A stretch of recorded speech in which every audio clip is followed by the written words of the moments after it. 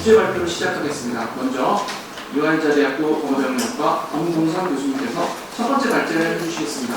첫 번째 발제의 제목은 학교 언어대학사 의무 배치 필요성과 제도적 지원의 중요성입니다. 교수님 부탁드립니다.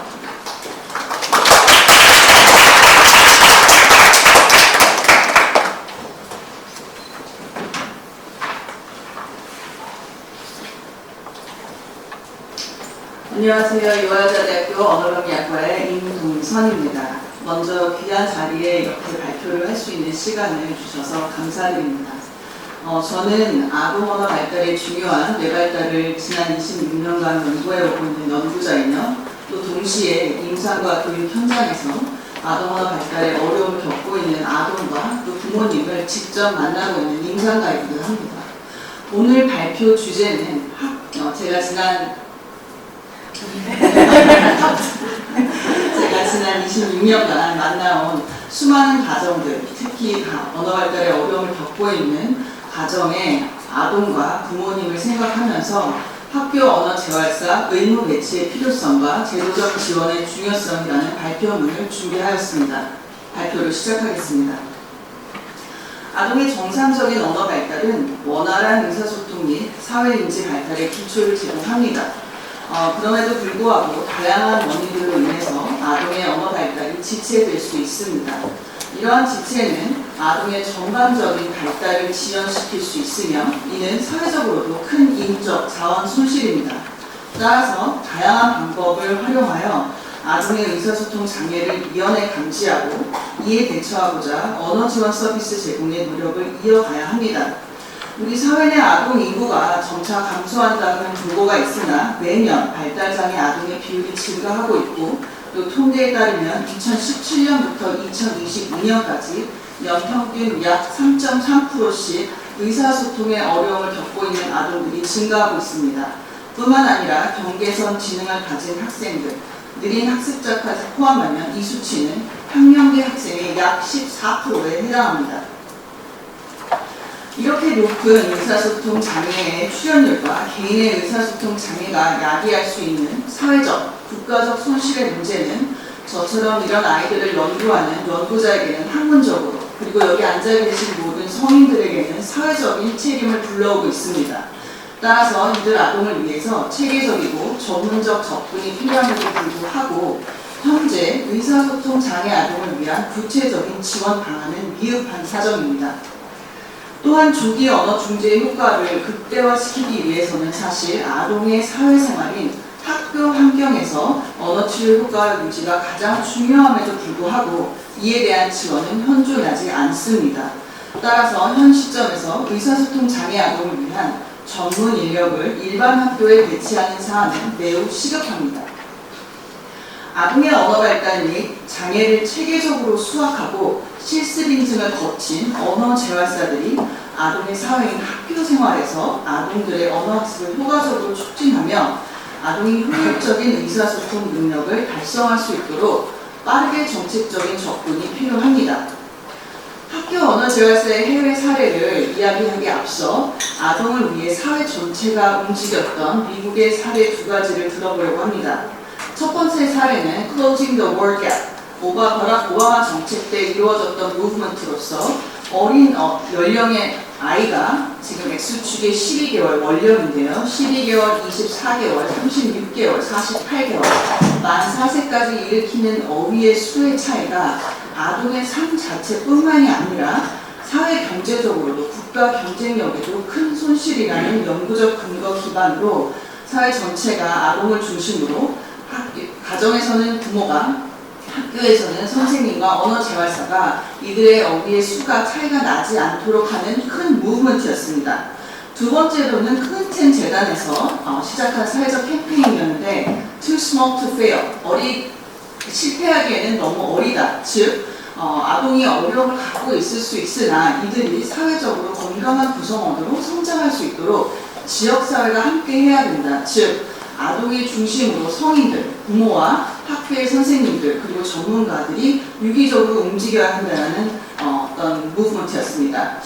현재 미국, 프랑스 그리고 캐나다, 영국에는 이미 학교 언어재활사가 1950년대부터 상주에 있고 심지어 한국에 지금 소재하고 있는 서울 연희동의 서울 SFS 서울 포렌 스쿨과 광배동의 설해마을에도 레코 프랑세스 프랑스 학교에도 언어재활사가 학교에 상주하면서 아동을 위하여 필요한 서비스를 제공하고 있습니다. 뿐만 아니라 최근 일본에서도 내년이죠. 2025년 몇 개월 남지 않았습니다. 내년에 학교에 언어재활사를 배치하겠다는 방침을 공개하였습니다. 아동이 어려움을 갖고 있을 수 있지만 그 어려움을 갖고도 학교에서 잘 기능할 수 있도록 전문가들이 담임 선생님들과 함께 협업을 하여야 합니다. 지금 이 시간쯤 돼서 제가 이 아동에 대해서 조금 더 살펴보고 이해하는 시간을 가져보고자 합니다. X축에는 아동의 연령이 기술되어 있습니다. 만 1세, 만 2세, 3세부터 시작해서 만 20세까지 표기해 놓은 그래프이고 이 아동은 같은 아동입니다. 만 1세, 3세 영유아기 시기를 거쳐서 학년기에 올라가고 또 이 아이들이 사회 성장해서 대학생까지 올라가는 같은 아동을 그렸습니다. 이 아동이 의사소통과 언어 발달이 처음부터 복잡 가단하게 진행되는 것은 아니고 만 3세 이전에는 말소리와 어휘를 습득합니다. 그리고 나서 만 3세 이후에 학년 전기에는 좀 더 복잡한 구문 형태와 문법 형태소를 습득하게 됩니다. 학년 전기에는 9월 단계라고 저희가 표기를 하고 이때는 청각적으로 아동이 언어를 습득하는 시기입니다. 이 9월 단계를 거치면서 아동의 언어 발달뿐만이 아니라 사고의 확장, 뇌 발달과 인지 발달이 진행이 됩니다. 청각적으로 진행했던 이 모든 과정이 이제 학교에 들어가면서부터 시각적 도메인으로 바뀌면서 읽기와 쓰기를 배우게 됩니다. 그리고 나서 지금까지 이 학습해오고 습득해온 이 모든 일련의 오랜 시간이 이제는 학습의 단계로 올라갑니다. 말하고 듣고 읽고 쓰기가 자동화된 시스템에서 새로운 컨텐츠, 새로운 내용을 배우게 되는 시기죠. 그리고 나서 대학교에 이제 들어가고 성인이 되면서 자기의 전문 어떤 영역을 펼쳐지게 됩니다. 그런데 이때 이러한 어떤 일련의 자연스러운 과정이 어려움으로 인해서 정상적 발달을 밟지 못할 때 저희가 영유아기 시기에는 말 느린 아들, 말 늦은 아이라고 표기를 하고 학년기 들어가기 이전에 취약전 아동이 되는 언어장애라는 진단명이 공식적으로 부과됩니다. 그리고 학교에 들어가서는 읽기 장애, 그 이후에는 학습 장애라는 진단명을 얻게 됩니다. 다양한 진단명이고 서로 다른 진단명 같지만 사실 이 아동은 아까 말씀드렸듯이 같은 아동이고 같은 어려움을 지니고 있을 뿐입니다. 다만 그 아동이 성장해 가면서 연령이 올라감에 따라서 중요한 자신이 속한 사회에서 학교에서 필요한 것들이 바뀌어나가기 때문에 진단명이 바뀌는 것이지 사실 이 아동은 계속해서 지속적으로 의사소통에 어려움을 갖고 있는 아이입니다. 그런데 문제는 아동이 이 의사소통과 언어 발달의 어려움으로 인해서 정서와 심리적인 어려움도 가질 수 있습니다. 가정에서는 의사소통이 단절됨으로써 좌절감을 경험하고 부모님들은 부모의 효능감이 낮아지는 그러한 부정적인 경험을 할 수 있고 또 유치원에 가서는 또래와의 상호작용의 어려움으로 또 학년기에 올라가서는 사회성이 결여되고 따돌림 및 은둔 생활을 할 수 있는 어떤 외톨이 경험을 할 수 있게 되고 또 고학년에 돼서는 학습 부진으로 인한 낙인 효과, 자존감 상실 등 사회에 나가서는 사회 적응 문제와 사회 불신 굉장히 이 의사소통의 어려움으로 인해서 아동의 전체의 주기가 부정적으로 굉장히 어려운 시간을 보낼 수 있다는 것을 알 수 있습니다. 아동의 언어 발달, 의사소통의 어려움은 크게는 환경적 요인과 기질적 요인으로 나뉩니다. 제가 오늘 말씀드리는 아동들은 이 오른쪽의 기질적 요인에 해당하는 아동들로 중재 사각지대 요인 아동들입니다. 이 아동들은 정상 인지를 갖고 있음에도 불구하고 단순 언어 장애로 발병률이 10에서 15%입니다. 굉장히 많은 수치고 이 아동들은 앞서 말씀드린 것처럼 비언어성 지능이 정상이고 청력도 문제가 없으며 신경학적 기능 장애가 없고 구강 구조 및 운동 기능 그리고 운동 능력에도 아무 이상이 없음에도 불구하고 언어 능력이 공식 표준화 검사 도구를 했을 때 마이너스 1.25에서 1.5 표준 편차 이하에 놓이는 아동들입니다. 이렇게 이러한 아동들이 다양한 모습으로 어려움을 겪는데 학교에서는 교실에서 선생님께서 보고하시기를 교실에서 상황에서 어떤 지식 다루기가 굉장히 어렵고 과제 또는 준비물을 적어서 놓는 게 어렵거나 실수를 많이 한다거나 쉬는 시간에는 친구들과 어울리지 못하는 현상이 많습니다. 라고 보고를 하시고 계시고 부모님들께서는 학급 친구들과 의사소통 조율에 어려움이 있고 뿐만 아니라 학교에서 있었던 일을 전달하는 과정에서 굉장히 힘들다. 국내에 최근에 느린 학습자에 대한 사회적 관심이 대두됨에 따라 이들의 지원을 노력을 하고 있는데 그럼에도 불구하고 사실 적절한 교육적 지원을 받지 못하고 있는 상태입니다. 이 아이들을 굉장히 오랫동안 연구해온 저 같은 연구자들이 발견한 지금까지 연구 결과들은 이 아동들은 어떤 인지적 유연성의 어려움이나 정보 처리의 효율성의 어려움 또는 작업 기억 용량의 어려움 마지막으로 주의 집중력과 억제 기능의 어려움을 보입니다. 그래서 다른 학생들이 옆에 있거나 소음 상황에 있거나 시각적으로 조금 더 어려운 상황이 놓이게 되면 그 상황을 처리하는 것을 어려워하고 또한 많은 정보를 동시에 처리하는 것을 어려워한다거나 이미 알고 있는 지식도 상황이 바뀌게 되면 일반화하거나 적용이 어려워하는 다양한 문제를 보입니다. 학교 언어 재활 서비스는 통합된 치료 모델이기 때문에 사실은 일반 학교에 접근할 수 있는 기회가 증가되고 뿐만 아니라 전문가, 즉 담임 선생님과 언어 재활사가 아동을 위한 정보들을 종합할 수 있기 때문에 자연스러운 환경에서 일반화할 수 있다는 굉장히 큰 장점이 있습니다. 미국의 연방법으로 Individuals with Disabilities Education Act라고 해서 IDEA는 장애를 가진, 즉 어려움을 가진 학생들이 무료로 적절한 공교육을 받을 권리를 보장하는 법이 있고 공립학교에서 이것을 의무화하였습니다. 뿐만 아니라 이에 속한 IEP, Individualized Evaluation Plan이라고 해서 모든 학생은 개별화 교육 프로그램을 받을 권리가 있고 여기에는 학생의 교육적 목표와 제공되는 서비스가 명시되어 있습니다.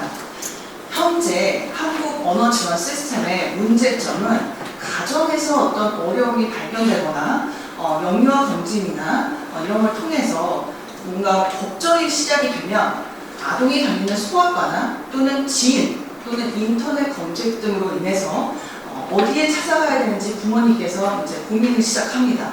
뿐만이 아니라 거기서 기관을 방문하더라도 그들이 대기를 한다거나 정확한 어떤 판명을 받아서 직접적인 중재까지 가기는 굉장히 많은 시간이 걸립니다.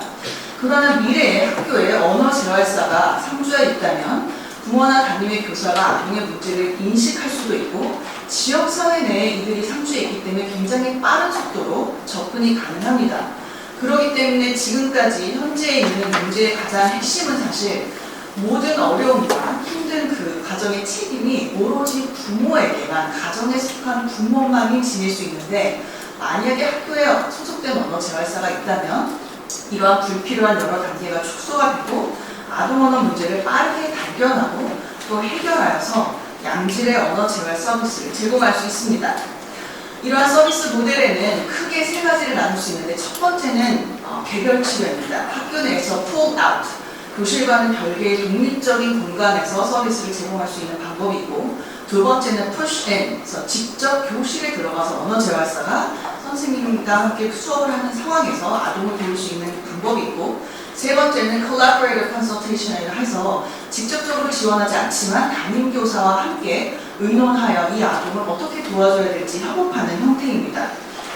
직접의 어떤 여러 가지 모델로 간단히 살펴보면 선생님이 여기 앞에 교수 지원 교수라는 것은 선생님이 앞에 계시고 뒤에서 언어 재활사가 이제 도와주는 어떤 관계를 그려낸 것이고 스테이션 교수법은 전문가와 이제 선생님과 언어 재활사가 수업의 내용을 모둠의 형태로 나눠서 돌아가면서 할 수 있는 방법이며 세 번째 평행 교수는 두 전문가가 함께 수업을 계획한 후에 반을 반으로 나눠서 할 수 있는 방법이고 대안 교수는 학급이 대집단과 소집단으로 나누어서 선생님과 언어 재활사가 이렇게 나눠서 수업을 할 수 있는 방법이고 팀 교수법은 두 전문가가 모두 동등한 위치에서 함께 가르칠 수 있는 방법입니다. 가정과 지역사회가 유기적으로 협력하기 위해서는 사실 국가의 역할이 매우 중요하다고 생각합니다. 또한 사각지대 아이들을 놓치지 않도록 저희가 사회의 노력이 굉장히 필요하다고 생각합니다. 마지막으로 여기 앉아 계신 모든 저희 여러분들 모두 다 사실은 다양한 모습으로 지금까지 성장하는 과정에서 한 번쯤은 어려움이 있었을 것이라고 생각합니다. 모든 아이들이 건강하고 행복하게 성장할 수 있도록 필요한 환경을 만들어주고 아동이 속한 가정에 적극적인 맞춤형 지원을 공급해 주는 것은 우리 건강한 성인들의 책임이며 의무입니다. 아이들은 건강한 사회 구성원으로 자라날 수 있도록 국가가 보호해 주어야 할 대상입니다. 감사합니다.